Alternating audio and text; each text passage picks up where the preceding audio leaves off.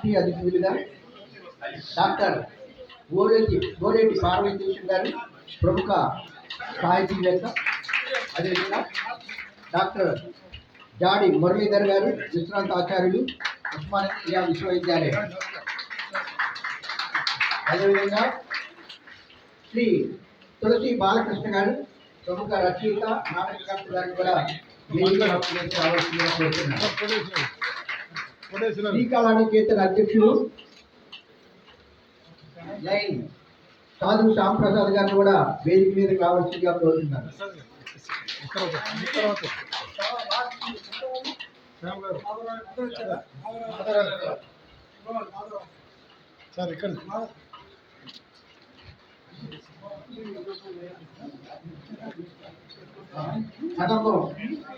కదంబం కవితా కపుటి శ్రీకర్త శ్రీ జాడి మాధవరావు గారు, చైర్మన్, ఆదరణ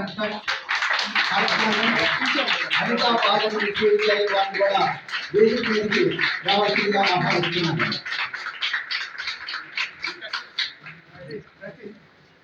రచయిత కదంబం కవితా సంపుటి రచయిత గారు రంగనాథ్ దేశరాజు గారు మరి వేదిక మీదకి రావాల్సిందిగా కోరుతున్నాను. ఈ సభని ప్రారంభించవలసిందిగా అధ్యక్షులు రమణాచారి గారు.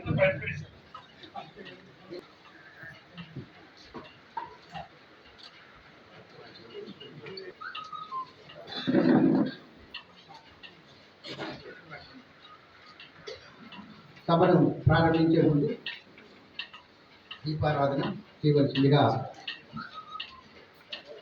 ఆహ్వాన ప్రముఖులందరినీ కోరుతున్నాం. అందరూ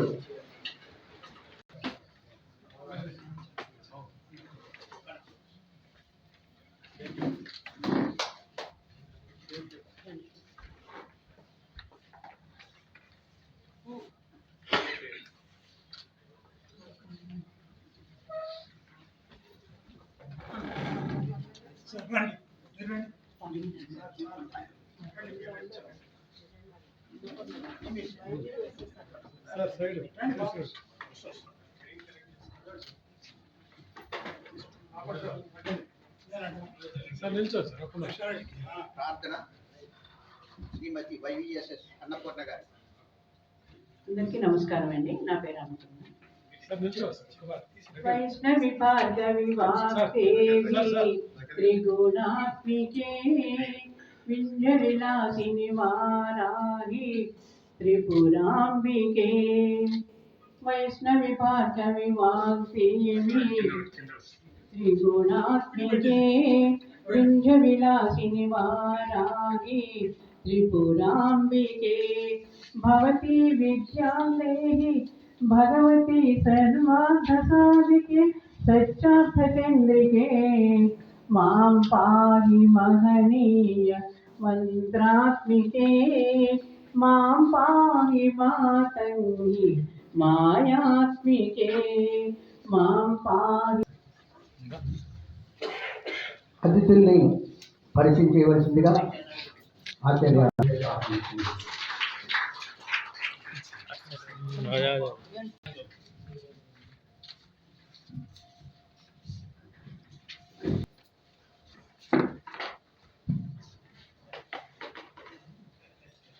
ఇది ఒక ఆత్మీయ సభ. ఇక్కడ ఫార్మాలిటీస్ ఉండవు, జస్ట్ ఇన్ఫార్మల్ మీటింగ్. బంధువులు, స్నేహితులు అందరి మధ్య ఈ కదంబం అనే కవితా సంపుటి ఆవిష్కరణ అంకితం చేసే కార్యక్రమం ఏర్పాటు చేయడానికి ఈ గ్రంథ రచయిత రంగనాథ్ దేశరాజు కుటుంబ సభ్యులందరూ ఆత్మీయులు కలిసి ఏర్పాటు చేసిన సభ.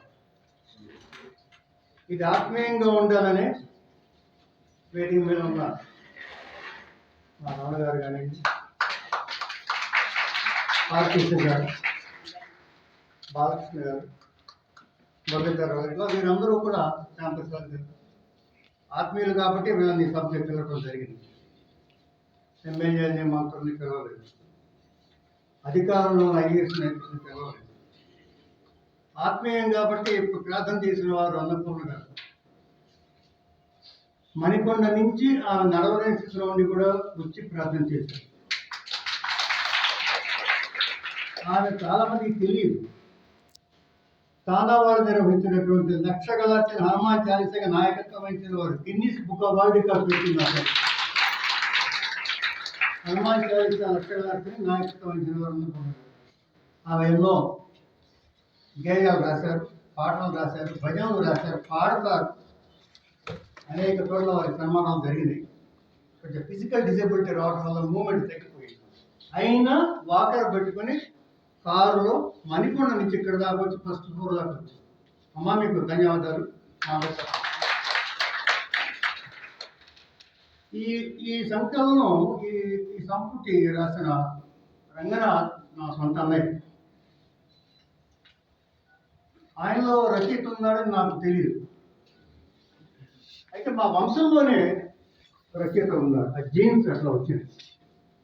మా అమ్మగారు కవయిత్రి, చాలా ప్రసిద్ధ కవిత దేశరాజు భారతీయ నేషనల్ అవార్డు పొందినటువంటి కవిత రాజేంద్ర ప్రసాద్ గారు రాష్ట్రపతిగా ఉన్నప్పుడు తెలుగు భాష వంటి మద్రాసు వారు నిర్వహించినటువంటి పోటీల్లో ప్రథమ పొందినారు. కవితా రీతులు తర్వాత కొన్ని వాళ్ళ ప్రభావం అంశం పుస్తకం. ఆమె ఎన్నో కావ్యాలు రాసింది. ఆమె తండ్రి గారు చిదంబరరావు పంతులు గారు 3 భాషల కవిత్వం చెప్పారు. సంస్కృతం, ఆంగ్లం అండ్ తెలుగు 3 భాషల కవిత్వం చెప్పిన వ్యక్తి మా తాతగారు. సో ఆ జీన్స్ కొద్దిగా అసలు ఉన్నట్టు మా అక్కయ్య కూడా కొంచెం ఉండేది. కొన్ని కథలు రాసింది, ఆమె ఇప్పుడు లేదు. మా చెల్లెలకి నాకు సాహిత్యం లేదు. అయితే నేనేమో seminar papers, research papers, academic papers రాస్తాను, కానీ కవితలు కథలు నేను రాయలేదు. ఎవరన్నా రాస్తే చదువుతాను, విమర్శిస్తాను. మా నాటక రంగంలో చెప్పండి. సో ఆయనలో కవిత్వం అని మాకు తెలియదు. అప్పుడప్పుడు అతను రాసినటువంటి కొన్ని కవితలు ఎప్పుడు నాకు పుస్తకం ఇచ్చాడు. ఆయన ఇంగ్లీష్లో బిఏ లిటరేచర్, విపరీతమైనటువంటి ఇంగ్లీష్ లిటరేచర్ నాలెడ్జ్ ఉంది. జాన్ మిల్టన్ దగ్గర నుంచి లేటెస్ట్ పోయిట్స్ వరకు అందరి కవిత్వం ఆయన చదివాడు. అది ఆ ఇంట్రెస్ట్తోనే రవీంద్రనాథ్ ఠాగూర్ గీతాంజలి ఇంగ్లీష్ నుంచి తెలుగులోకి అనువాదం చేశారు లాస్ట్ స్టేజ్. అది చేసి నా 80వ బర్త్డే సందర్భంగా జరిగిన కార్యక్రమం నాకే అంకితం. గీతాంజలి చాలా మంది అనువాదం చేశారు తెలుగులో. అయితే చాలా మందికి రీచ్ కావాలి, సులభంగా ఉండాలనే ఉద్దేశంతో దాని తెలుగులోకి ఆయన తీసుకొచ్చాడు. ఆ తర్వాత అప్పుడప్పుడు వచ్చిన ఆలోచనలని వాటిని కాగితాల మీద పెడితే ఇప్పుడు మనం రిలీజ్ చేయబోతున్న పుస్తకం కాగితాలు వచ్చి వద్దురా ఇవన్నీ ఎందుకు పబ్లిష్ చేసిన అవసరం ఉందా, ఎందుకు పైగా పెద్ద పెద్ద వాళ్ళందరూ వస్తూ పిలుస్తానంటున్నారు. పార్టీ సంఘాలు, రమణ గారు, సాహితీవేత్తల వాళ్ళందరూ ఎందుకు ఇంత కార్యక్రమం పెట్టాలా? నువ్వు అంకితం చేస్తున్నది మాధవరావు గారిని ఒక మంచి వ్యక్తికి, ఒక సేవామూర్తికి, ఒక సంస్థకి అధిపతికి, 10 మంది పిల్లలకి ఉచితంగా చదువు చెబుతున్నటువంటి ఒక గొప్ప వ్యక్తికి, నీకు బాగా ఆప్తుడైన మిత్రుడు ఆయన. నువ్వు ఆయనకి అంకితం చేద్దాం అనుకున్నప్పుడు మంచి సభ పెట్టుకుందాం. భారతీశం గారు, రమణ గారు, బాలకృష్ణ గారు వాళ్ళ ఫ్యూచర్ గొప్పవారు కావచ్చు. వాళ్ళకి ఉన్నటువంటి గొప్ప మనస్తత్వం మమ్మల్ని దగ్గర చేసింది, గొప్ప వ్యక్తిత్వం దగ్గర చేసింది. వాళ్ళు గొప్పవారు అయితే కావచ్చు. మాకు వారి గొప్పతనం వల్ల వారి స్నేహమే మాకు, వారి ఆత్మీయతే మాకు గొప్పతనం. ఆయన కలెక్టర్గా పనిచేయచ్చు, ప్రిన్సిపల్ సెక్రటరీగా పనిచేయచ్చు, టీటీఓ ఈవోగా చేయొచ్చు, దూరదర్శన్లో ఆయన డిప్యూటేట్గా పనిచేస్తాను, పదవి చేయొచ్చు. వాళ్ళు ఈయన బ్యాంక్ మేనేజర్గా అయితే Balakrishna garu, Muralidhara Rao retired professor from Osmania university in political sciences. వారి వృత్తిలో వాళ్ళు గొప్పవాళ్ళు. కానీ మాకు వాళ్ళలో మా గొప్పతనం మాకు ఆత్మీయత, స్నేహం. అందుకే వాళ్ళ మధ్య కార్యక్రమం జరుపుకుందాం అని నేను ఫోన్ చేయగానే అందరూ తప్పకుండా వస్తామయ్యే కార్యక్రమం చేద్దాం. ఈ బ్యాక్గ్రౌండ్తో ఈనాటి సభ జరుగుతుంది. ఇది కేవలం మణి చెప్పిన ఆత్మీయ సభ. ఇందులో ఫార్మాలిటీస్ లేవు, just informal meeting, informal talking, informal gathering. Thank you.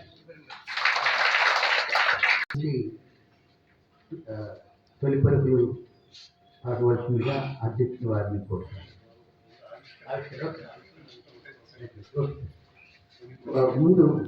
ముందుగా గ్రంథావిష్కరణ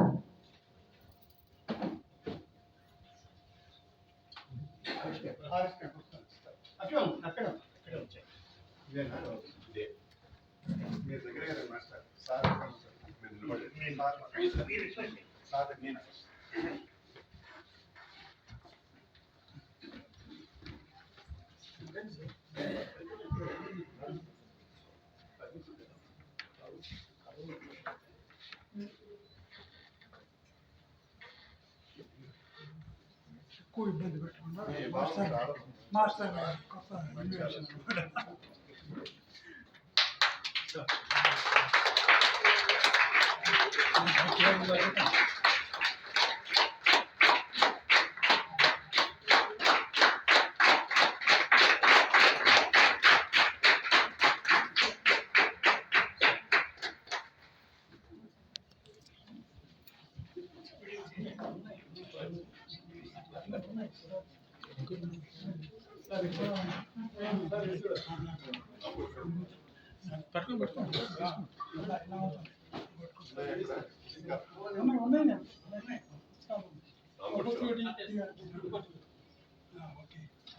థ్యాంక్ యూ.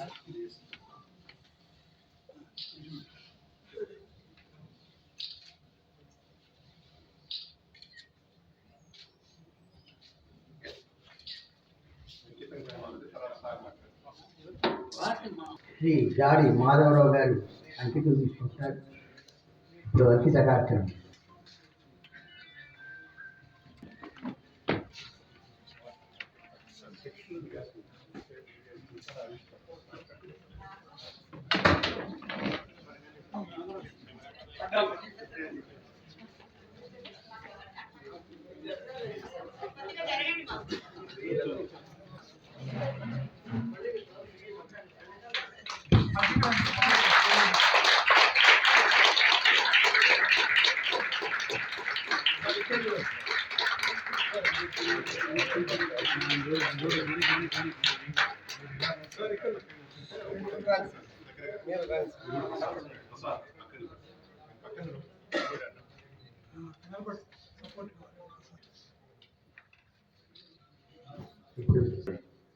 ఈ తులసి బాలకృష్ణ గారు చెప్పినట్టుగా 85 ఏళ్ళ ఈ భావుకుడికి ఈ ఆలోచన ఏమిటా అని చెప్పాను, ఈ కవితా వస్తువు ఏమిటా అని. ఏది ఏమైనా ఇన్నాళ్ళుగా మాకు తెలియదని చెప్పిన డిఎస్ఎన్ మూర్తి గారు చెప్పిన మాట కొంచెం మాకందరికీ అనుమానంగా ఉంది, మనకందరికీ అనుమానంగా ఉంది. ఎందుకంటే మొట్టమొదటి వాక్యమే నాకు స్వయాన మా అన్నయ్య అన్నారు. అన్నయ్య అన్నటువంటి కుటుంబంలో అమ్మగారు భారతి గారు రచయిత్రి కవయిత్రి అని చెప్పినటువంటి కుటుంబంలో, వారి నాన్నగారు కూడా చాలా గొప్పైనటువంటి వారని చెప్పుకున్నటువంటి కుటుంబంలో దేశరాజు రంగనాథ్ గారు ఎంత అక్షరార్చన ఉందన్నటువంటి విషయం తెలియదు అని చెప్పండి. ఎవరు నమ్ముతారు మూర్తి? ఎంతైనా నువ్వు head of the department of theatre arts అనిపించుకున్నావు.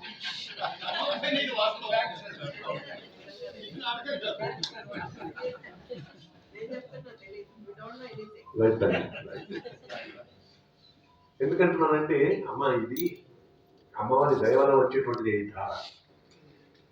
చాలా మందికి రాయాలని ఉంటుంది, చాలా మందికి నేను రచనలు చేయలేని అనిపిస్తుంటుంది. కొన్ని కథలు, కొన్ని కవితలు, కొన్ని నాటకాలు, కొన్ని కథానికలు చూసిన తర్వాత ఈ మాత్రం నేను రాయలేనా అని చెప్పని కలం పట్టుకుని కాగితం మీద చాలా ప్రయత్నం చేసిన వాళ్ళు చాలా మంది ఉంటారు. కానీ ఇది రావాలని చెప్పంటే అమ్మవారి దయన ఉండాలి, వీరికి కావాల్సిన ఆత్మశక్తులు, స్థైర్యం, సమర్థతను ఉండాలి. రవీంద్రనాథ్ ఠాగూర్ యొక్క గీతాంజలిని గత సంవత్సరమే అనువదింపజేసి తెలుగుకి గీతాంజలి అనేటువంటి గ్రంథాన్ని వెలువరించి గత సంవత్సరం నవంబర్లో ఆ కార్యక్రమాన్ని చేపట్టి ఈ సంవత్సరం డిసెంబర్లో కదంబాన్ని మనకు అందించినటువంటి రంగనాథ్ గారిలో సంవత్సరానికి పుస్తకం నేను ఇస్తాననేటువంటి భావం కలుగుతా ఉంటున్నాను.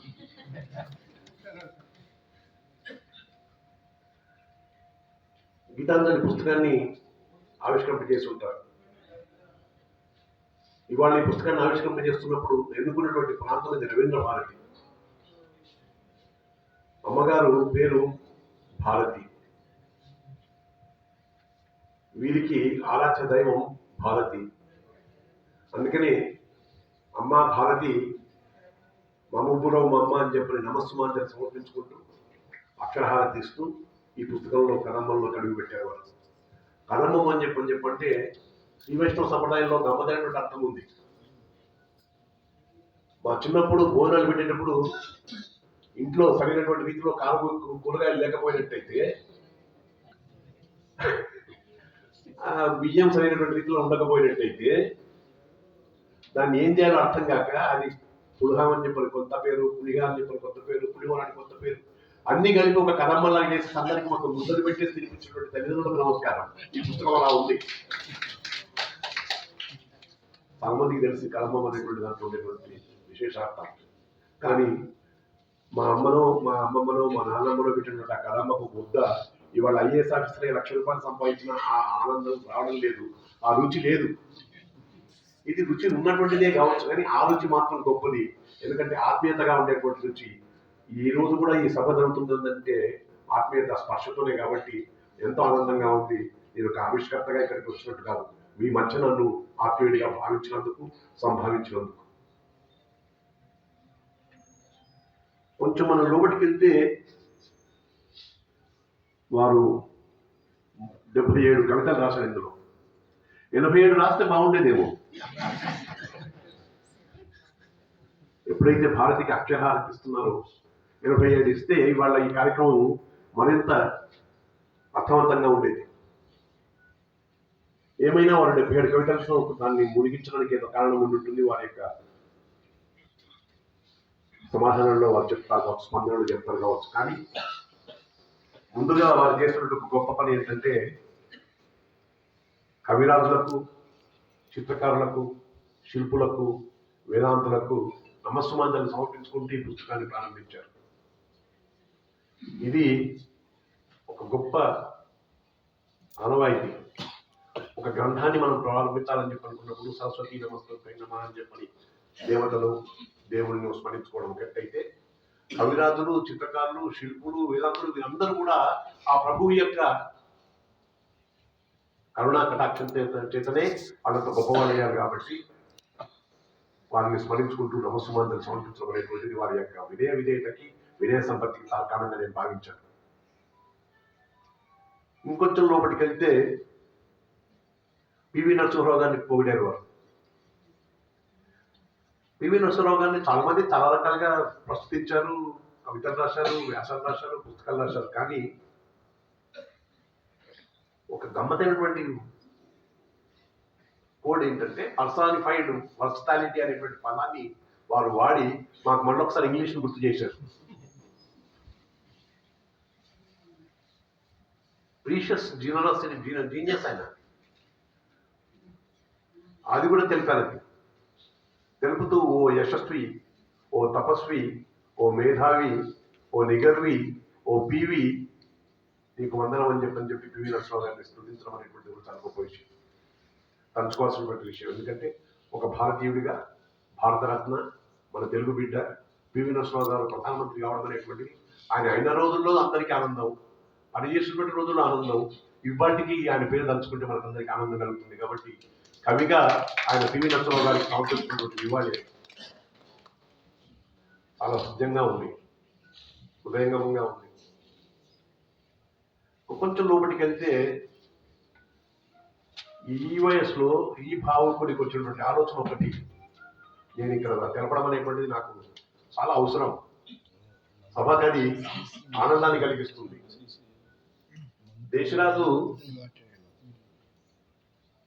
దేశరాజే కాదు, ఆయన రాజు. రాజు అనేటువంటి పదం చాలా అర్థాలు ఇస్తుంది. అది ఆ అర్థాల్లో ఒక అర్థంగా నేను భావిస్తూ ఆయన ఒక కవితలో నా ఆరాధనలో నీవే, ఆరాధనలో రాధవు నీవే. ఇది చాలా గొప్పైనటువంటి కల్పన అండి. ఎంతో చమత్కారంగా చెప్పాలనుకునేటువంటి కవికి తప్పిస్తే రాదది. నా ఆరాధనలో నీవే, ఆరాధనలోని రాధవు నీవే, కల్పనవు నీవే, నా కల్పన చమత్కృతివి నీవే అని చెప్పినటువంటి రీతిలో ఒక భావనని వెనక్కొచ్చడం అనేటువంటిది వారు ఒకవేళ 28లోనో లేక 32లోనో ఉన్నట్టయితే అన్నాడు అని చెప్పంటే నిజమే కదా అనుకుంటాం. కానీ 88లో ఈ కవిత రాయడం అవసరం వచ్చిందా స్వామి వారికి అని చెప్పని ఆయన చూసిన తర్వాత, ఆయన వయసు తెలిసిన తర్వాత మనందరికీ కలిగేటువంటి పరిస్థితి. కానీ మనిషే ఏ వయసులో ఉన్నటువంటి భావం, ఆ వయసులో ఉన్న ఒక ఆరాధన భావం ఉన్నప్పుడు కొంతమందికి ఆ రకమైనటువంటి పరిస్థితి వస్తుందని చెప్పని వీటి చూసిన తర్వాత అనిపిస్తుంది.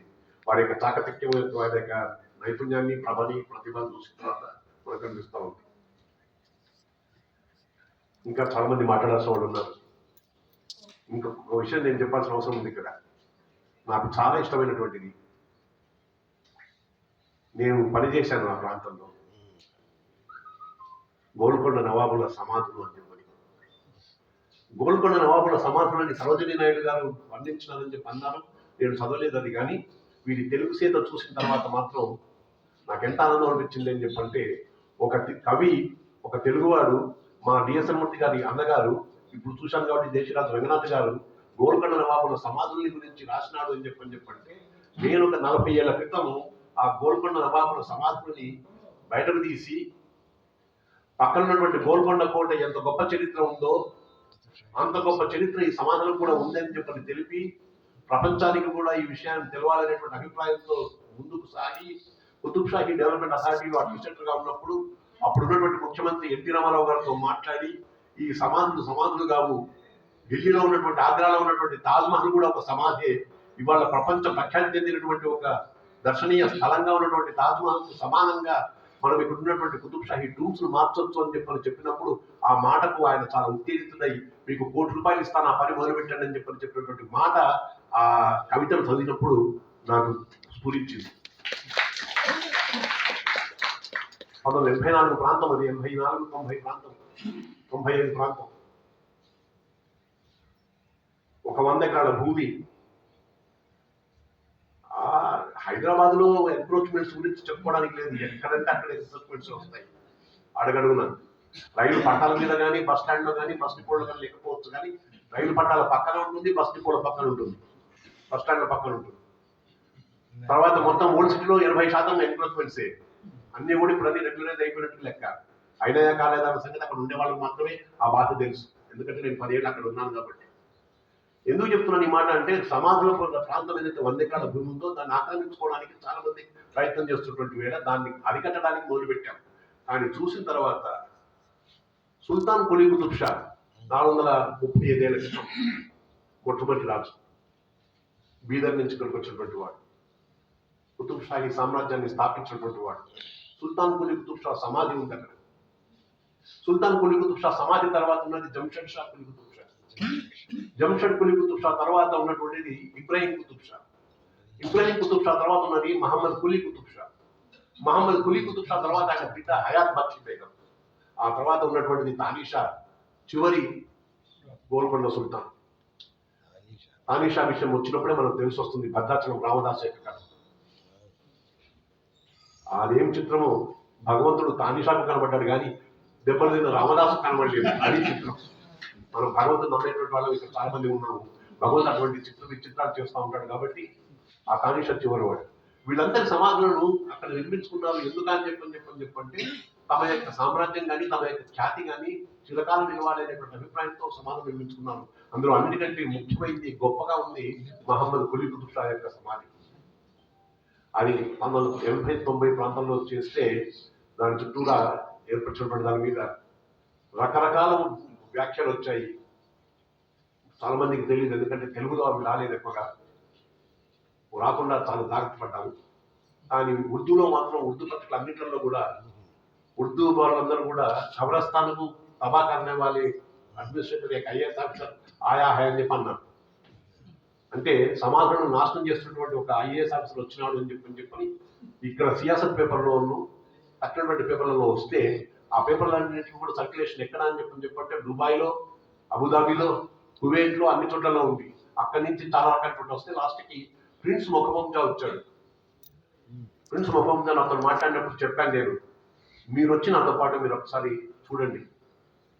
అలాగే సియాసత్ ఎడిటర్గా ఉన్నటువంటి అబిద్ అలీ ఖాన్తో కూడా మాట్లాడేసి అబిద్ అలీ ఖాన్ గారిని, ప్రిన్స్ మొహమ్మద్జా ఇద్దరిని తీసుకొని పోయి చూపించిన తర్వాత ఆ ప్రాంతం అంతా కూడా పచ్చగడ్డితో ఉండేట్టుగా, ఆ ప్రాంతం అంతా కూడా చెట్టు చీమ ముడిచెట్టుగా పెరిగేట్టుగా గొప్పగా అయ్యేట్టుగా ఆ ప్రాంతం అంతా కూడా వాటర్ ఫాల్స్ తర్వాత కావలసినటువంటి ఎలక్ట్రిఫికేషన్ చేసిన తర్వాత విద్యుత్ దీపాల కాంతులు వెలిగేట్టుగా చేస్తున్నానే తప్పిస్తే ఎక్కడ కూడా సమాధిని టచ్ చేయలేదు, సమాధిని గురించి పట్టించుకోలేదు. మీ సమాధి ఎంత పవిత్రమో మా సమాధి అంత పవిత్రం ఉన్నట్టుగా భావిస్తున్నాం కాబట్టి వాటి గురించి మీరు పట్టించుకోవాల్సిన అక్కర్లేదని చెప్పని చెప్తే ఆ కమిటీ వాళ్ళందరూ కూడా కలిసి ఆ విదేశాల్లో ఉన్నటువంటి అరబ్ దేశాలకు అన్నిటికీ కూడా తెలిపితే వాళ్ళందరూ కూడా వచ్చి చూసి they have appreciated the effort of బ్రహ్మచారి. అది నాకు ఇవాళకి గుర్తొచ్చింది ఆ కవిత చదివిన తర్వాత. ఇది ఎందుకు చెప్తున్నాను అని చెప్పంటే చాలా మందికి తెలియదు, తెలియాల్సిన అక్కర్లేదు. ఇవాళ ఇక్కడ మన తెలుగు వాళ్ళు మన వాళ్ళు నాకు కావాల్సినటువంటి వాళ్ళ ఆత్మీయులందరూ కూడా ఉన్నప్పుడు కుతుబ్షాహీ ట్రూప్స్ కోసం అంత కష్టపడ్డామా అనేటువంటి రీతిలో ఎంతో మంది ఎదుర్కొని విమర్శిస్తున్నా కానీ ముందుకు సాగి 100 ఎకరాల భూమిని రక్షించినటువంటి ఆనందం నాకుంది. దాని గురించి గోల్కొండ నవాబుల సమాధుల గురించి మా దేశరాజు రంగనాథ్ గారు ఆ విషయం తెలిపినప్పుడు ఆ కవితతో పాటు నా పనితనం నాకు గుర్తొచ్చి ఒక్కసారి నాకు నేనుగా చిరునవ్వు నవ్వాను. ఆయన ఒక మాట అన్నాడు, ఈ కవితల్లో మీకు ఎక్కడైనా చిరునవ్వు ఒకవేళ చిందిస్తే అది నా అదృష్టం అనుకుంటానని. చిరునవ్వు చాలాసార్లు చిందిస్తడం జరిగింది. ఒక నారి గురించి చాలాసార్లు రాధవుడు అన్నప్పుడు చిరునవ్వే వచ్చింది, గోల్కొండ నవాబుల సమాధులు తెలిపినప్పుడు చిరునవ్వే వచ్చింది. ఇలాంటి చిరునవ్వులు ఎంతో పొందినటువంటి మీరు ఎంతో అదృష్టవంతులై ఉండాలని చెప్పి నేను భావిస్తున్నాను. చివరగా వారు ఒక కవితలో अपनी मर्जी से जीना है और जाना है. నేను చెప్తాను. నేను పాత బస్తీలో పనిచేసినటువంటి రోజుల్లో ఉర్దూ నేర్చుకోవడం బాగా జరిగింది. ఉర్దూ రాయడం చదవడం కూడా, కాబట్టి నాకు ఉర్దూ వచ్చు. కాబట్టి అది నేను చెప్పడం నా ధర్మంగా భావించి వారికి ఎందుకు అనిపించిందో కానీ ఆ ఉర్దూలో రాసి अपनी मर्जी से जाना है और जीना है और जाना है, जाते वक्त फोटो पे హసి బసి. ఎంత గొప్పదైనటువంటి ఆలోచన. మనం జీవించడం అని చెప్పండి ఈ ఒక్కదాని కోసమైనటువంటి భావం మనం కలిగించేట్టుగా చేసినటువంటి మా రంగనాథ్ గారికి 88 ఏళ్ళు కాదు, ఇంకో 80 ఏళ్ల పాటు కూడా ఇలాగే బ్రతికి గొప్పదైనటువంటి ఆనందాన్ని అందించి ఆయుర్దాయం పెంచడానికి కావాల్సినటువంటి ఔషధాన్ని అందించినారు. వారికి నా మనపూర్వకమైనటువంటి అభివందనాలు, ధన్యవాదాలు తెలుపుకుంటూ, ఫోటోపే హసి బసి అనేటువంటి సామాన్య విషయం కాదు. మన పెదవుల మీద ఫోటోపే అంటే పెదవులు, హసి బసి, హసి అంటే చిరునవ్వు, బసి అంటే నివసించి ఉండాలని చెప్పని. మన పెదవుల మీద చిరునవ్వు నివసించేంత వరకు మనం పోతూ ఉండాలి, వస్తుండాలి, జీవిస్తుండాలి, పోతూ ఉండాలి అని చెప్పినటువంటి మాట. ఇది ముస్లిమ్స్ అయినట్లయితే వాఫా వాఫా అనేవాళ్ళు. మనకి అలవాటు లేదు కాబట్టి మనం కనీసం తప్పని కూడా ఉంటుంది. అంత మన కవిత రాసి మనకు అందించినటువంటి దేశరాజు రంగనాథ్ గారు చేసిన ప్రయత్నానికి ఏదేమైనా 88 ఏళ్ల వయసులో అన్నమం అనేటువంటి పేరు ఇంత మంచి పుస్తకాన్ని తీసుకొచ్చి మనందరినీ ఇక్కడ కూర్చుండబెట్టి ఆనందింపజేసినటువంటి రంగనాథ్ గారికి పాదాభివందనం చేస్తూ నమస్కారం. అందరికీ ఒక మంగళకరమైన కార్యక్రమంగా నేను భావన చేస్తున్నాను. ఈ కార్యక్రమానికి ఆవిష్కర్తగా ముఖ్య అతిథిగా విచ్చేసిన, నిజానికి ఆరోగ్యం సహకరించని కారణంగా వారి ఎక్కువ కార్యక్రమానికి హాజరు కాయిన పరిస్థితి ఉన్నది, ఎక్కువగా రావటం లేదు. కానీ బహుశా దేశరాజు మా బిఎస్ఎన్ మూర్తి గారి పట్ల ఉన్న గౌరవం, వాళ్ళ అన్నగారి పట్ల ఉన్న గౌరవం, శ్రీకళానికేతన పట్ల ఉన్న ఆత్మీయత, ఇవన్నీ కారణాలు కావచ్చు. కాసేపు తన అనారోగ్యాన్ని పక్కన పెట్టి వచ్చినందుకు నాకు నమస్కరిస్తున్నాను. వేదిక మీద ఉన్నటువంటి ఇప్పుడే ఆయన అంకితం స్వీకరించారు మాధవరావు గారు, అలాగే శ్యాంప్రసాద్ గారు, ఆ చివరిన బిఎస్ఎన్ మూర్తి గారు. సరే, ఇవాళ కృతి కర్త మనకి వారి రంగనాథ్ గారికి, తులసి బాలకృష్ణ గారికి, మురళీధర్ గారికి, రామకృష్ణరావు గారికి అందరికీ నమస్కారం. ఆహుతులైన రసజ్ఞులు అందరికీ నమస్కారం. శ్రీకళానికేతన్తో ఒక సంబంధం మా నాన్నగారి తరం నుంచి ఉంది. చేత ఆ సంబంధం ఇంకా కొనసాగుతూ ఉన్నది కనుక శ్రీకళానికేతన్ ఆహ్వానించి ఉంటుంది అని నేను అనుకుంటున్నాను. సరే, డిఎస్ఎన్ మూర్తి గారు ఉన్న చోట, ఎందుకంటే జేసీరాజు అంటే ఆ కుటుంబంలో నేను ఒక సభ్యుడిని, లేదా ఆ కుటుంబంలో ఒక నాతో సభ్యుడు అనిపిస్తుంది. ఎందుకంటే దేశరాజు హనుమంతరావు గారితో ప్రారంభమైంది వ్యవహారం. ఆయన ఈ తరం వాళ్ళకి పెద్దగా తెలియదు కానీ రంగస్థల ప్రయుక్తగా అనేక చేసిన వాడు, అద్భుతమైన నాటకాలు కూడా నటుడిగా కూడా ప్రవర్తించుకున్నాడు. ఆ హనుమంతరావు గారి తర్వాత ఈ డిఎస్ఎన్ మూర్తి గారు మరింత ఆత్మీయత, ఇప్పుడు రంగనాథ్ గారితో ఆత్మీయత ఇంకా పెనవేసుకుంటూ ఉంది. ఆ కారణంగా ఇక్కడికి వచ్చే అవకాశం దొరికింది. ఇక రంగనాథ్ గారి గురించి ఆయన చాలా విషయాలు ఇవాళ కవితాత్మకంగాను కానీ ఆ చరిత్రలో ఉన్న సంఘటనలు వారు సేకరించిన విషయాలు కానీ రమణాచారి గారు చాలా విశేషమైనటువంటి వివరాలు మనకు అందించారు.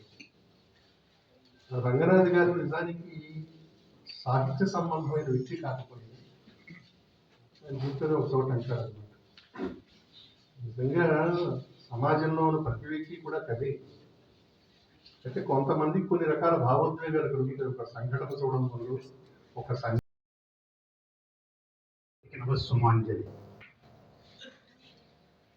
మా డిఎస్ఎన్ మూర్తి గారు స్టార్టింగ్లోనే ఇది ప్రత్యేకమైన ఏదో సాహితీ సమావేశం కాదు, ఆత్మీయ సమావేశం, మనకు ఒక కుటుంబంలాగా ఉండేదని చెప్పి నా నెత్తి మీద పాలు పోసారు. పాలు పోయడం కాదు, గంగాళంలో ముంచిదైతే. ఇప్పుడు నేనేం మాట్లాడినా పర్లేదు, మీరందరూ ఆత్మీయులు కదా, క్షమించేస్తారు. ఒక సంవత్సరం క్రితం వరకు, ఎందుకంటే కుంభవ సరస్వతి అయిన రమణాచార్య గారు, పండితుడైన మా ఊరేటి భారతదేశ గారు, ఇలాంటి పెద్దలున్న సభలో నేను కూడా అదే విధానంలో మాట్లాడదాం అనుకుంటే ఫెయిల్ అయిపోతాను. కాబట్టి నేను ఫ్రీగా మాట్లాడే అవకాశం ఇచ్చినందుకు మూర్తి గారికి మొదటి రోజుల్లో చెప్తున్నాను. నాకు 1 year బ్యాక్ వరకు రంగనాథ్ గారు ఎవరు తెలియదు. నాకు పరిచయం గత 3-4 దశాబ్దాలుగా మా డిఎస్ఎన్ మూర్తి గారితో, ముఖ్యంగా డ్రామాస్కు సంబంధించి. ఆయనతో పరిచయం ఎలా ఉంటుందంటే, పులిమి స్వారీ చేస్తుంటే ఇష్టపడ్డాడంటే ఆయన తీసుకెళ్ళి ఆకాశంలో కూర్చోబెడతాడు మనల్ని.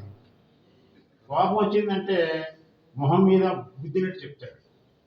నాటకం వేస్తే తిన్నగా ఉండక మర్నాడే పొద్దున్నే ఫోన్ చేశాను, అమ్మించు నాటకం వేసిపోయినాడు. అది తిట్టకుండా తిట్టాడు. ఏంటంటే మీ నాటకం, మీ రచన, మీ ఇది అది బయట. ఆ రోజు ముందు రోజు మాత్రం డ్రామా అయినందుకు మరి అయిన తర్వాత అందరూ వచ్చి ఫార్మాలిటీగా చెప్పి చాలా బాగుందన్నారు. నేను ఉత్సాహంలో ఉన్నాను, రాత్రితో హాయిగా నిద్రపోయాను. ఎలాంటి తిట్లు, ఇదేంటండి అది బాగోలేదు, ఇది బాగోలేదు, చెట్టు బాగోలేదు, గట్టిగా. నా భయం ఆవిడ ఉంటుందేమో. ఆవిడ వింటే ఆయన ఊరికే చెప్పారు కదా కరెక్టే. ఆవిడ రాదు, డ్రామాలకి రాదు, అదోగోదా చూసుకొని ఏం చెప్పండి, మీరు బాగా వేసి ఉండాలండి, అందుకని ఆయన తిరుగుతున్నాడు అంటుంది. నెమ్మదిగా తిడతాడంటే నేను ఎలా కంట్రోల్ చేయను, ఆయన అక్కడే తిరుగుతున్నాడు. మా ఆవిడ గురించే కాదు, మా ఉదయం గారు ఆయన భార్య గురించి కూడా నేను భయపడ్డాను. ఆవిడ అదేంటంటే పాప ఆయన ఏదో నిన్న నాటకం ఇస్తే ఫార్మాలిటీస్ కన్నా బాగుందనొచ్చు కదా అంటానేమో నాకు ఓకే.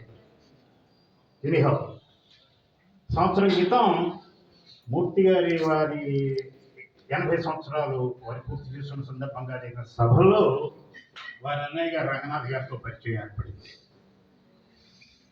అప్పుడు ఆయన తిరిగిచ్చిన గీతాంజలి పుస్తకాన్ని నాకు ఇచ్చారు.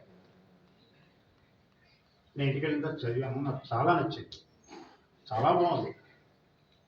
చక్కటి తెలుగులో, సులభమైన తెలుగులో రవీంద్రనాథ్ ఠాగూర్ ఏం రాశాడు అనేది చాలా హాయిగా అనిపించింది నాకు. ఆయనకి ఫోన్ చేసేసాను, వీరికి ఫోన్ చేశాను. అప్పటి నుంచే రంగనాథ్ గారికి నాకు పరిచయం ఎలా ఉందంటే, డైలీ వాట్సాప్లో మేము ఇద్దరం మెసేజ్ చేసుకుంటూ ఉంటాం. అక్కడ వరకు బాగానే ఉంది. మొన్న ఈ మధ్య మూర్తి గారు ఏమన్నారంటే, మా అన్నయ్య గారు ఇలా కవితలు రాశారు కదా, ఆయనేమో విడియస్తుడు, ప్రచారం అది ఇష్టపడ్డు, అది పుస్తకంగా వేస్తున్నాం, దానికి మీరు ముందు మాట రాయండి అన్నారు. నేను నాకు తల మీద తాటిగా పడినట్టు అయింది. ఏదో ఏం రాయడం ఏంటండి, కవులు చాలా పెద్ద కవులు వాళ్ళందరూ ఉంటారు కదా, ఎవరి చేతిన రాయిద్దాం, మీరు నాటకాలు కథలు అన్నారంటే నేను మా నవ్య పత్రిక ఎక్స్ ఎడిటర్ మా జగన్నాథ శర్మ చెప్పినట్టుగా దొళ్ళగొట్టేయగలను, నేను మాట్లాడగలను, చేయగలను, రాయగలను. ఏంటిది కవిత్వం అంటే అంత సులభం కాదు కదా, దాని గురించి రాయాలి అంటే సులభం విషయం కాదు. మన దేవుపల్లి కృష్ణశాస్త్రి గారు చెప్పినట్లు, నా ఆకారం చూసి అని అనుకున్నారేంటి, మెరుగు కళ్ళ జోళ్ళు గిరజాలు సరదాలు భావకవికి లేనివేమీ లేవు, గట్టివాడు అన్నిట ఒక్క కవిత ఎందుకు తప్ప అన్నాడు. కాబట్టి ఆ బాబతులో నేను కనపడుతుంటే ఏదో ఇది అనుకున్నారు ఏంటి అని నేను అనుకున్నాను. లేదు, ఆయన మీరు రాయాలని సరదా పడుతున్నారు, మీరు రాయండి అన్నారు. సరే అని చెప్పి నాకేదో చదవడానికి భయపడ్డాను. కవిత్వాలంటే రాయగలను, కానీ చాలా సులభమైన భాషలో చక్కటి తేట తెలుగులో చక్కటి భావాలను ఇస్తూ చిన్న చిన్న కవితలు ఇంత దస్తరం ఇచ్చారు, కానీ దాంట్లో చాలా బాగా అనిపించే కవితలు చాలా మటుకు. సీరియస్గా ఉండే కవితల గురించి నేను ఎత్తుకున్నానంటే ఫెయిల్ అయిపోతాను. కాబట్టి హాస్యం, ఈయన సీరియస్తో అన్ని కదంబం ఉన్నారు కదా, అన్ని రకాల భావాలని వ్యక్తం చేసే కవితలు రాశారు ఈయన. చక్కటి హాస్య కవితలు కూడా రాశారు ఈయన. చక్కటి మంచి స్తోత్రీయం చెప్పుకోదగ్గ ఫ్యామిలీ నుంచి వచ్చిన బ్రాహ్మణుడు నాకు తెలిసి. ఈయన కోడి గురించి రాశారు. నాకు అనుమానం వచ్చింది, కోడి గురించి రాశారు. నా ప్రియ సంక్రాంతి పందెపు కుక్కుటమా అని కోడి గురించి రాశారు. కోడి గురించి మీకు తెలుసు కదా, కోడి పందాలు అయిన తర్వాత దాంట్లో ఓడిపోయిన కోడిని అది చాలా విలువైనదిగా భావిస్తారు. కోజా ఏదో అంటారు దాన్ని, అది కోజా తినడం కోటి జన్మ పుణ్యం అనేది అంటారు కూడా వాళ్ళు. దాన్ని వాళ్ళు ఎంకరేజ్ చేసుకుంటారు. అలాంటిది కవిత రాశారు. నా ప్రియ కుక్కుట రాజా, మా మామగారిచ్చిన 2 ఎకరాల మాగాణి మాయమై నీవు నా ఇంట వెలిసావు. పక్కింటి పిల్ల కోడితో సరిపోయిన నీ పోరాట పటిమను చూసి ముచ్చటపడి నేను అప్పును తెచ్చుకున్నాను సంక్రాంతి కుక్కుట పందెంలో నీవు పాల్గొనేందుకు. నా భార్య కాసుల పేరు పిస్తాపై నీ నోట చిక్కింది. నా 6 నెలల జీతము బాదం ముక్కుగా నంచుకున్నావు. నీవు గెలవకుంటే తన నగను తిరిగి నేను ఇవ్వకుంటే నా భార్య తన పుట్టింట్లో సెటిల్ అయిపోయే ప్రమాదం ఉంది. నా అదృష్టమా? నా బల్ల కింది సంపాదనంతా ముక్కలు ముక్కలుగా కొరుకు తిన్నావు నన్ను ఒరకట్ట చూస్తూ. ఇప్పుడు సంక్రాంతి కుక్కుట సభనంలో గెలిచి నన్ను ముద్దు మురిపాలలో ఓలలాడించదువో, ఓడి మురుగు గుంటలో ముంచెదవో నీదే భారం నా ప్రియ కుక్కుటమా.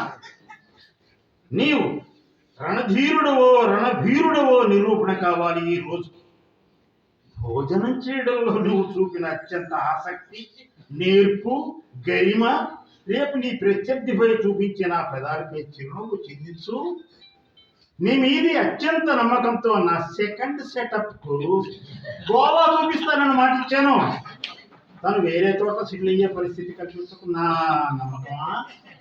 నాకు గోవాలో ఫెన్నీని చూపిస్తావో, గోసాయిని చేసి గోచి ధరించే అదృష్టం ప్రసాదిస్తావో ఏ భారం నాకు ఇంకొకటేశ్వర.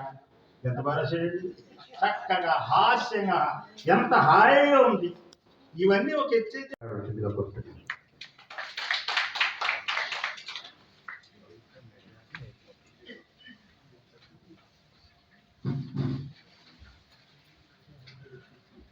గౌరవనీయులు ముఖ్య అతిథిగా వచ్చినటువంటి డాక్టర్ కెవి రమణాచారి గారికి, సభని అలంకరించినటువంటి గౌరవ పెద్దలకి ధన్యవాదాలు తెలుపుకుంటున్నాను. నేను స్పీచ్ ఇవ్వడానికి మాత్రం రాలేదు, స్పీచ్ ఇవ్వలేదు. సో అమితాభ ఆదరణ విద్యాలయంలో మా సలహాదారుడు, గురువు అయినటువంటి రంగనాథ్ గారి గురించి 2 విషయాలు చెప్పాలనుకుంటున్నాను. మా ఉపాధ్యాయులు ఉన్నారు, మా పిల్లలు ఉన్నారు. ఈ ఆదరణ ఫౌండేషన్ అనేది స్టార్ట్ అయ్యి మా బ్రదర్ చెప్పినట్టుగా 30 years అయింది. నేను 20 yearsలో స్టార్ట్ చేశాను. నా సంకల్పం ఈరోజు 250 మంది ఉన్నారు. మరి అమెరికాలో 5 ఉన్నారు, ఆస్ట్రేలియాలో 2 ఉన్నారు, కెనడాలో 3 ఉన్నారు. ఆర్మీలో జాబ్స్ వచ్చాయి, చాలామంది సెటిల్ అయ్యారు, 100 మంది దాకా. అటువంటి గొప్పగా సెటిల్ కావడానికి కారకులు ఇటువంటి గురువులు రంగనాథ్ గారు చాలామందికి సలహాదారులుగా మాకుండి మాతో చేదోడు వాదోడుగా ఉంటూ మాకు ఎంతో అద్భుతంగా సేవలు అందించారు. మాకు ఇక్కడ ఇప్పుడు అమెరికా నుండి వచ్చినటువంటి అబ్బాయి అనిల్ కుమార్ కూడా ఉన్నాడు. చాలా మంది విద్యార్థులకి చాలా సలహాదారులుగా ఉంటూ వాళ్ళకి ఇంగ్లీష్లో, తెలుగులో అన్ని లాంగ్వేజ్ల్లో ఆయన చాలా గొప్పగా తీర్చిదిద్దడం జరిగింది. చాలా సలహాలు ఇవ్వడం జరుగుతుంది మా ఉపాధ్యాయులందరికీ. సో మా స్కూల్కి అమితాబ్ ఆదర్శ విద్యాలయకి ఆయన ప్రిన్సిపాల్గా వర్క్ చేశారు 2016 నుండి 2026 వరకు ఇప్పటి వరకు. సో ఆయనకి మేము మా ఉపాధ్యాయుల తరఫున, మా అమితాబ్ ఆదర్శ విద్యాలయ తరఫున life time achievement award Ramanachari గారు ఇచ్చేటట్టుగా ఈ సభలో ఆయనకు ఒక అవార్డు మా స్కూల్ తరఫున ఇస్తున్నాము. అది ముఖ్య అతిథి అటువంటి రమణాచారి గారి చేతగా ఇవ్వాల్సిందిగా రిక్వెస్ట్ చేస్తున్నాం. మరి వారు ముఖ్యంగా వారి బ్రదర్ అయినటువంటి మూర్తి గారు, మరి వారు ప్రొఫెసరు, ఆయన మా దగ్గరికి వచ్చి ఆయనను కలిసిన తర్వాత నాకు చాలా సంతోషం అనిపించింది. వారికి కూడా మేము మా అమితాబ్ ఆదర్శ విద్యార్థి తరఫున సన్మానం చేస్తున్నాము రమణాచారి గారి చేతంటే కదా. సో వారికి కూడా మాకు ధన్యవాదాలు తెలుపుకుంటున్నాము. వారి కుటుంబ సభ్యులు మాకు ఎంతో అద్భుతమైనటువంటి సేవలు అందించారు. మరి మాకు భారతీదేవి గారు అనేటువంటి వారి తల్లి గారు మరి పోయిన జన్మలో మరి ఏ పుణ్యం చేసుకుంటూ మరి ఈరోజు ఈ ఇంత మంచి బుక్కుని నాకు అంకితం చేయడం చాలా సంతోషంగా ఉంది. జనాభాలు జరుపుకుంటున్నాను. వారికి రమణాచారి గారిని రిక్వెస్ట్ చేస్తున్నాను. వారికి లైఫ్ టైమ్ అచీవ్మెంట్ అవార్డు ఇవ్వాల్సిందిగా.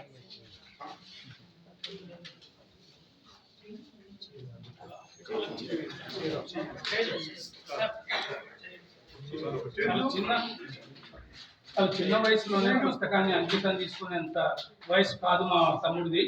అలాగే సన్మానించబడినంత వయసు కూడా కాదు. కానీ తను చేసినటువంటి సేవకు నిదర్శనంగా వారు ఈ పుస్తకాన్ని అంకితం ఇచ్చినట్టుగాను మా తమ్ముడికి సన్మానం చేసినట్టుగాను మేము భావిస్తున్నాం. అందుకు మేము వారికి ధన్యవాదాలు తెలియజేస్తున్నాం. ఈ సమావేశానికి మరి వారి తరఫున వచ్చినా కూడా మాకు గొప్ప అవకాశం కల్పించారు రమణాచారి సార్ గారు. వారి చేతుల మీదుగా ఇది జరగడం అనేది నిజంగా మాకు చాలా సంతోషకరమైనటువంటి విషయం. వారు కానీ పార్వతీశ్వరం సార్ ద్వారా మాకు రావడం అనేది చాలా సంతోషంగా భావిస్తున్నాం. వారికి ప్రత్యేకమైనటువంటి గురువుకి ప్రత్యేకమైనటువంటి ధన్యవాదాలు తెలియజేస్తున్నాం. రాఘవ నాన్న ఇటు రావని కొద్ది ముందుకు రావని.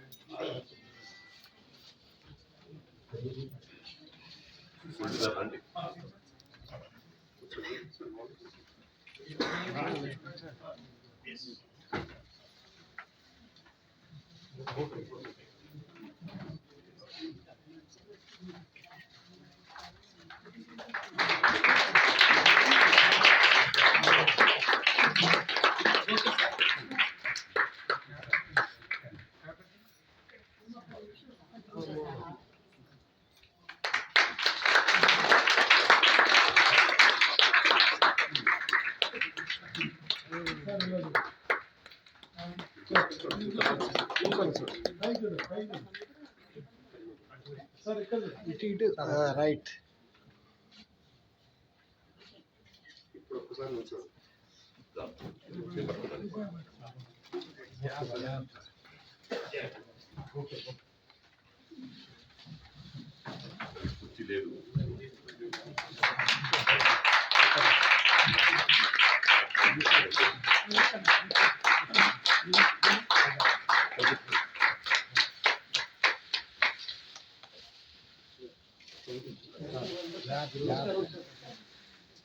ఇంకా ఇన్ని సంవత్సరాలు ఇంకా మీరు సేవ చేయడం కోసం, ప్రజాసేవ చేయడం కోసం మూర్తి గారు కూడా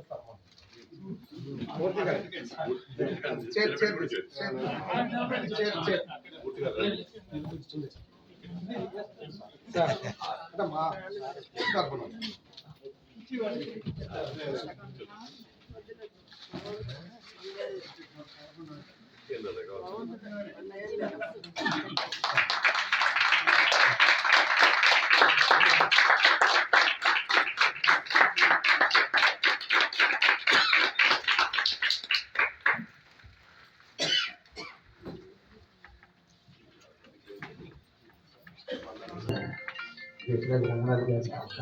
స్పందన తెలియవలసిందిగా కోరుతున్నాను. ఒక్కరు అండ్ దేశిక నలగినటువంటి ప్రముఖులందరికీ కూడా నేను థ్యాంక్స్ చెప్తాను. బికాస్ నాకు ఇట్లాంటి అవకాశాన్ని కలిగించినటువంటి అందరికీ కూడా నేను థ్యాంక్స్ చెప్తున్నాను సార్. తర్వాత ముఖ్యంగా ఒక విషయం చెప్పదలుచుకున్నాను. నేను I'm not a regular writer. నేను స్వతహాగా రాసేవాడిని కాదు. ఎప్పుడో ఆలోచన వస్తే కదా అది స్క్రిప్ట్ చేస్తాను దాని మీద అన్నమాట. అట్లా ఆ విధంగా నేను రాసినవి కొన్ని నేను మా బ్రదరు అసలు చూసినప్పుడు he wanted to be get printed అనమాట. ఆ విధంగా అది ప్రింట్ అయినాయి. కానీ నేను I was not at all interested in getting it printed. But because he asked me to get them ఆయన ఇచ్చేసాను. ఆయన ప్రింట్ చేశారు. తర్వాత నాకు నేను చేసినటువంటి ఈ రచనలో మోస్ట్ సాటిస్ఫైయింగ్ వర్క్ ఈస్ నాది గీతాంజలి ట్రాన్స్లేషన్. బికాస్ దాంట్లో తెలుగుతనం పోసాను సార్. మొత్తం ఆ తెలుగుతనం అనేది పోసి రవీంద్రనాథ్ గారి గుండెని తీసుకొచ్చి అందులో పెట్టాను sir. That is what I have done. ఎందుకంటే because I have read so many translations. వాటి ఏంటంటే వెర్బాటం ట్రాన్స్లేషన్స్ ఉన్నాయి. మోస్ట్ ఆఫ్ దెమ్ ఊరికినే అక్కడ ఉన్నటువంటి వాక్యాన్ని తెలుగు చేసి రాయటం ఉంది. బట్ తెలుగుదనం, తెలుగు డిస్క్రిప్షన్స్ దానికి కొంచెం అనుగుణంగా అంటే స్వేచ్ఛ అనువాదాలు కాదు. ఐ ఫెల్ట్ ఇవన్నీ కూడా they fall short of something అని అనిపించి ఐ స్టార్ట్ రైటింగ్ ఇట్. అంటే 30 years back I have written that. Actually 92లో నేను అదే ఈ ప్రాంతాలకు వచ్చాను సార్. ఎల్టీఆర్ ఐ వాజ్ ఇన్ చిక్కడపల్లి. ఇక్కడికి వచ్చిన తర్వాత జరిగింది సార్. యాక్చువల్గా in the first 5 years of my ఇక్కడ ఈ అల్కాపూర్ దగ్గర సాయినగర్ అని దీంట్లోకి వచ్చాము. అప్పుడు జరిగింది. అంటే దాదాపుగా 95 ఆ ప్రాంతంలో రాశాను అనమాట. But it was lying there in the shelf all these years. Later on రీసెంట్గా మా బ్రదర్కి చూపించినప్పుడు వాళ్ళ పిల్లలు కూడా they are very much interested in getting it printed. అది ప్రింట్ చేయాలని చెప్పి వాళ్ళ కోరిక ప్రకారమే అది ప్రింట్ అయింది. అదర్ థింగ్ ఈజ్ నేను ఇక్కడ అందరికీ తెలిసిన విషయమే, కాకపోతే ఒక విషయం చెప్పదలుచుకున్నాను. కొంచెం క్లారిఫికేషన్ కోసం మీలో కొంతమందికి తెలియకపోతుంది. నేను ప్రేమ అనేటువంటి రాసిన దీంట్లో సప్త సముద్రాలని ఒకటి రాశాను, సప్తేంద్రియాలని రాశాను. మామూలుగా సప్తేంద్రియాలు కాదు కదా, పంచేంద్రియాలే కదా. సప్తేంద్రియాలని ఎందుకు రాశామనే డౌట్ వస్తుంది చాలా మంది. సప్తేంద్రియాలనేది మామూలుగా అందులో కర్మేంద్రియాలని కూడా ఉన్నాయి. ఇవి జ్ఞానేంద్రియాలు అవి 5 అందరికీ తెలుసు. కన్నులు, ముక్కులు, జిహ్వ ఇవన్నీ తెలుసు కదా. బట్ ఈ కర్మేంద్రియాల్లో కాళ్ళు, చేతులు, జిహ్వ ఇవి జిహ్వ కాదు గొంతు, ఇవి మామూలుగా అందరికీ గున్నా లేకపోయినా కూడా మంచి బతుకుతాడు. కాళ్ళు లేకపోయినా బతుకుతాడు, చేతులు లేకపోయినా బతుకుతాడు, గొంతు మోగోడు కూడా బతుకుతాడు కదా. బట్ వాయువు, ఉపస్థానం ఉన్నాయి సార్. ఈ రెండు very important for a man to live, to prolong his life. ఎందుకంటే వాయువు విసర్జక కారకం, లేకపోతే మనిషి బతుకుతాడు. రెండోది జననేంద్రియ కారకం, అది లేకపోతే మనిషి ఈ ప్రేమ అనేది ఉండదు కదా. కాబట్టి ఆ రెండు ఇందులో సప్తేంద్రియాలు తీసాం. ఇది చాలా మందికి వచ్చే డౌట్ అన్నమాట. సప్త సముద్రాలు కూడా ఏంటంటే అవి మన ఉప్పు సముద్రాలు పొంగితే ప్రేమ కొట్టదు. పురాణాల్లో ఇచ్చిన సముద్రాలు ఉన్నాయి. లవణ సముద్రం, సుర సముద్రం, చెరుకురస సముద్రం, క్షీర సముద్రం, దహి సముద్రం, తర్వాత నెయ్యి సముద్రం, ప్లస్ జల సముద్రం. ఈ సప్త సముద్రాలు ఉన్నాయి సార్. ఇవి పొంగితేనే మనిషిలో ఆ యాక్టివిటీ వస్తుంది అని ఊహ అన్నమాట. కాబట్టి ఆ సప్త సముద్రాలు, ఈ సప్తేంద్రాలు అట్లా వచ్చినాయి. లేకపోతే మీకు ఈ డౌట్ వస్తుంది. పంచేంద్రాలు ఉన్నాయి, పంచ సముద్రాలే, మన మహాసముద్రాలు అయితే యూ కెన్ యాడ్ అరేబియా సముద్రం, బంగాళాఖాతం కూడా కలుపుకోవచ్చు. బట్ ఇవి పొంగితే వచ్చేది వాంతులే కదా, ఉప్పు సముద్రాలు కదా, అవి కాదు. ఈ క్లారిఫికేషన్ ఇవ్వదలుచుకున్నాను. నా కవితలను చాలా నిశితంగా చదివి విశ్లేషించి నన్ను ఇంతగా ఇచ్చేసినటువంటి ఈ ప్రముఖులందరికీ కూడా నేను మరొకసారి నా థ్యాంక్స్ అండ్ ఇది ఓట్ ఆఫ్ థ్యాంక్స్ అనుకోండి. వందల సమర్పణ చేసే ముందు ఇంత గొప్ప గ్రంథాన్ని నిజంలో ఆవిష్కరణ సభలో నన్ను ఇక్కడ నిల్చోబెట్టి సభ నడిపేటువంటి నాకు చాలా భయం వేసింది. ఇక్కడ ఉన్న వాళ్ళందరూ నా గురువర్యులు, మా గురువులు. రమణ గారిని అయితే అక్కడెక్కడో నిల్చొని దండం పెట్టుకునే అంత పెద్ద వ్యక్తి ఈ సభను నడిపించే అవకాశం నాకు ఇచ్చినందుకు మా శ్రీకళా నికేతన్కి, మా శ్యామ్ ప్రసాద్ గారికి కృతజ్ఞతలు తెలియజేస్తూ ఒక్క విషయం సార్, నేను లోన్ వాయిస్ అని ఒక ఇది రాశాను, ఒక ఇంగ్లీష్ స్వయం రాశాను. అది you may be thinking Mahatma Gandhi garu అనుకుంటారు, పొరపాటు. అది నేను రాసింది, అది నేను రాసిన English poem sir. Written in rhyme ఉంది సార్, దాంట్లో రైమ్ ఉంది, ఇంగ్లీష్ పోయం అది. అండ్ అది వండర్ఫుల్ సప్లైన్ సబ్జెక్ట్ యూనివర్సల్ గా everybody should son is the last base of religion. ఇవన్నీ కూడా వదిలి పెట్టాలని రాసిన కలర్ బేసిస్ లోనూ ఇది రాసిన. వేదిక మీద ఉన్న పెద్దలందరికీ సాదరవందనం చేస్తూ ఇప్పుడు వందల సమర్పణ చేయవలసిందిగా రామకోటేశ్వరరావు గారిని కోరుతున్నాను.